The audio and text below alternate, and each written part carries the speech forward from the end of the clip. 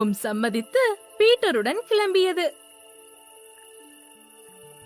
அந்த காடு ஒரே இருட்டாகவும் அடர்த்தியாகவும் இருந்தது. பீட்டருக்கு பயமாக இருந்தது. ஆனால் சிங்கம் அருகில் இருந்ததால் அக்காட்டை கடந்தான். அவர்கள் கடைசியில் ஒரு மலையை அடைந்தவுடன் கழுகை சந்தித்தனர். உனக்கு சிறந்த கண் பார்வை உள்ளதால் அபாயத்தை முன்கூட்டியே எச்சரிக்க முடியும் என்று கழுகிடம் பீட்டர் சொன்னான். நீ எங்களுடன் வர முடியுமா? நாங்கள் புதையல் வேட்டைக்கு செல்கிறோம்.